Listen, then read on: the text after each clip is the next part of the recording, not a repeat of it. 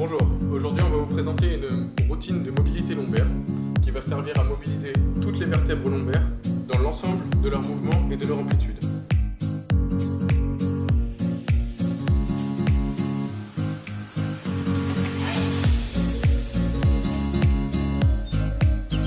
Premier exercice. Il va consister en se mettre à quatre pattes. Commencer par arrondir le dos en remontant le nombril et en abaissant la tête. On va ensuite passer à une position dos creux en plongeant le nombril vers le sol et en ressortant les fesses. On peut majorer l'événement dos creux en redressant la tête.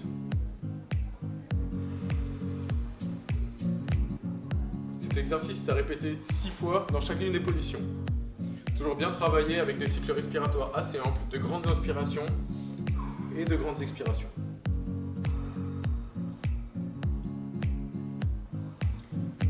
On vient ici travailler l'ouverture antérieure puis l'ouverture postérieure des vertèbres lombaires.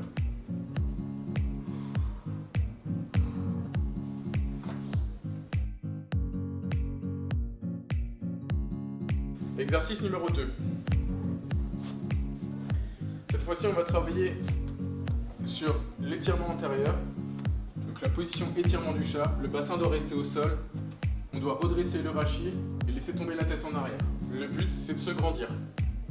Toujours pareil, on travaille, on majore les mouvements sur des expirations. On va bien expirer et on expire. La deuxième position avec laquelle on va alterner, c'est la position du sphinx. Ici, le but, c'est d'amener le bassin sur les chevilles et d'aller chercher avec ses épaules à aller vers le sol. On alterne les positions 6 fois chacune, tout en travaillant bien sur les temps respiratoires.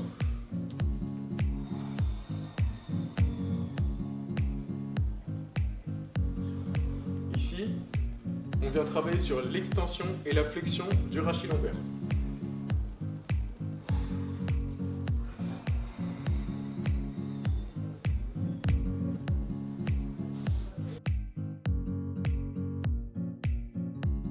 Exercice numéro 3.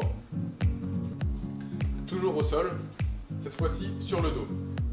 Ici, le but, ça va être de travailler les vertèbres en rotation et en side, sur les côtés, en inclinaison.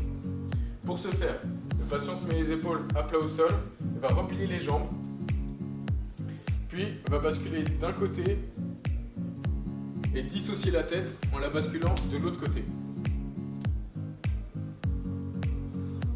Le but ici, c'est de faire un torchon au niveau lombaire de chaque côté. À chaque fois, on doit dissocier la partie inférieure de la partie supérieure.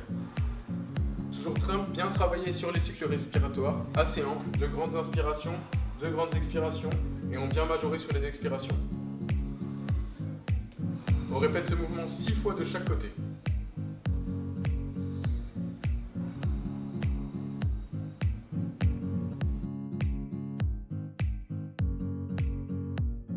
Quatrième et dernier exercice de la mobilisation lombaire.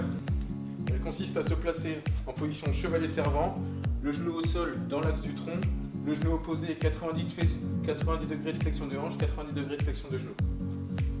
Ici, on va placer les bras au-dessus de la tête et on va venir incliner du côté opposé au genou posé au sol.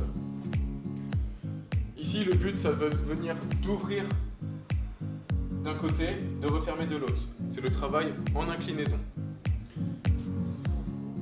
Ce mouvement est à travailler sur les phases expiratoires et doit être répété 3 fois de chaque côté.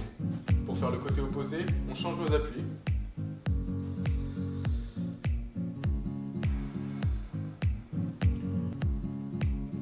Cet exercice est à réaliser dans le respect de la non-douleur. Les amplitudes de l'ensemble de ces exercices peuvent être modulées selon les besoins et selon l'envie du patient.